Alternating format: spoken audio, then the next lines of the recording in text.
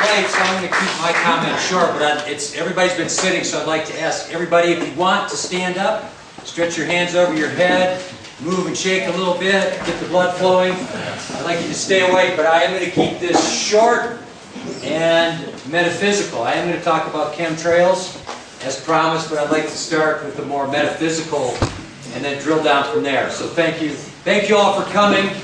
It's a pleasure to be here today for this changing climate, changing consciousness forum. And we are here at the lovely Resorts del Agua de Hierro for a People's 102409 Forum. And I'd like to thank Ponderosa Pine for organizing this and for his comments. For Brian O'Leary for your wonderful talk, and I totally support what you're saying, Brian. This is my vision as well, so it's great to see you taking that leadership role. That's the reason I came to Vilcabamba, was to prototype a lot of the ideas that I have over the years come up with in terms of new ways of self-governance and new technologies. I'm a huge composter myself. I have a compost pile that's 25 years old in Palo Alto, California, and let me tell you, composting, everybody should be doing composting. So it's great to see that that activity is going on here. Vilcabamba is a small enough community that we can, if we take over this community in a kind and loving way, and one of the ways to do that, and I'm working with other people, my friend Jorge here, who's the manager here, we're working to create Vilcabamba as a county. Because right now we are not a county, we're part of LOHA. So that's a whole other topic. I just want to throw that out there as one of the practical things you can get involved in tomorrow in helping break away from LOHA, because then we can get our own thing going here. So, as I say, it's a pleasure to be here today for this 1024 event, a real 1024 event, one dealing with real solutions.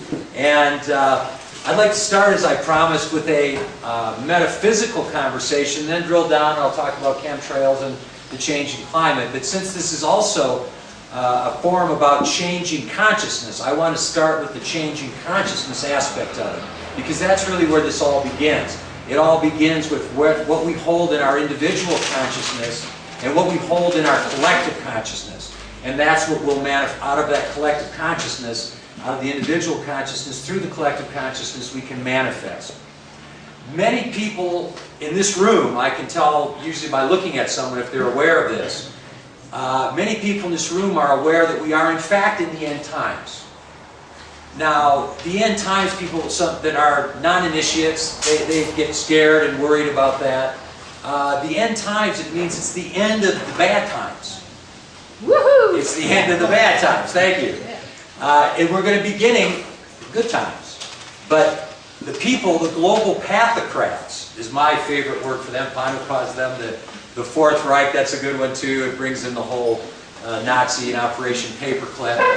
And so I like calling them the global pathocrats, which is a term coined by a Polish psychologist that actually studied the nature of evil and found that 95% of people are good, but it's that 5% you got to watch out for. And of that 5%, 20% of them, so 1% of the total, are above average intelligence. And those are the ones that go into government and law and medicine and these other things where they can control humanity.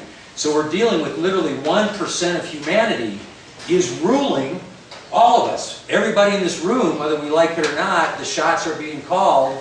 And literally, the shots are being called, because we're all concerned about this swine flu thing. The shots are being called by these insane rulers that are 1% of the total population.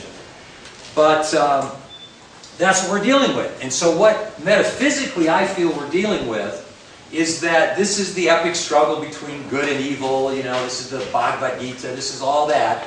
And it's all happening right now. Well, the good news I have, and I'm sure you all know this, the good people win. So we win. The only question is how many will be remaining to enjoy that utopia. It might only be a few million. But we can do it with the kind of technology that Brian was talking about. And if we change the way we live on this planet, we can easily support 6.6 billion people. Easily. If we stop war, if we stop just the way that we are using and abusing the earth. If we just stop that and start honoring the earth, there's plenty enough to go around. So The problem is we've got this 1%, these global pathocrats, that are bound and determined to have this biblical Armageddon. Well, a show of hands, how many people know the etymology of the word apocalypse? Anybody know the meaning of that word, the root? It's an unusual word because everybody talks about, oh, it's the apocalypse is coming. Apocalypse, apocryphal. Oh, do you know? Change? Close. It's very close. It's very close to change. What it is, and Marcos, I think you hinted at it in your comments, it literally means in Greek, removing or lifting the veil. So the apocalypse is happening, but it's an individual thing. It's not that there's going to be this, well, there might be if we don't get these people out of power, but the idea is the waking up event, the apocryphy, the apocalypse is when the veil is lifted from each individual's eyes and they see the truth of what is. And so that is what the global pathocrats do not want to happen. They see that there's a shift in consciousness that's happening. It's the next step of human evolution. It's what all the extraterrestrials are hanging out waiting to see if we can pull it off. Because that's their rules of the game they have to play by. They can't help us too much, although there are some that are worse than helping, they're hurting the cause, the Greys and some of these other ones. Brian could maybe speak about that as another conference. But, you know, we already have an extraterrestrial influence, and they're not the good ones. They're the ones that don't listen to the Prime Directive. The good ones are hanging out waiting to see what we do. So, the kind of things that global pathocrats are throwing at us, this is a big battle. The kinds of things they're throwing at us include every war in modern history was started by these same 7,000 people. The assassination of every good leader, including all these energy people, including John F. Kennedy, Bobby Kennedy, Martin Luther King, Malcolm X, you know, you keep going. So, if you're too powerful, what's that? President of Ecuador. Oh, there you go. An economic hitman. Yeah, there you go. There you go. So there's a long list. If you're a true leader, and if you are a true leader, you can't be afraid of death. Because you're not a true leader. You kind of hang out. It's like, well, I better not say too much. You know, but if you're a true leader, you stand up, and that makes it very easy for them to gun you down. But I've got news for them. And they know this too, because they work in black magic. They're masters of the occult. They're Satanists.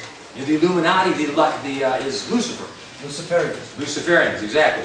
They're Luciferians. So they work in the black magic. But the thing is, the 144,000 is a number that comes from mythology. Rainbow warriors, warriors of the rainbow, which come from the Hopi tradition, is part of the thing Pondo was talking about. There will be incarnate at one time on this planet 144,000 souls that will be unafraid of death, that will be moving in grace, that will not be able to be assassinated. Because I have a friend that they tried to assassinate him 10 times.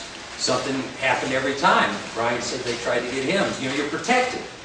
So because as I said earlier, the good news is the good people win. And the reason we win is moving in grace, you're protected. So that's a message that I want to impart on anyone here, that if you think that, well, if I say that or do that, I'm going to be a bigger target, please don't worry.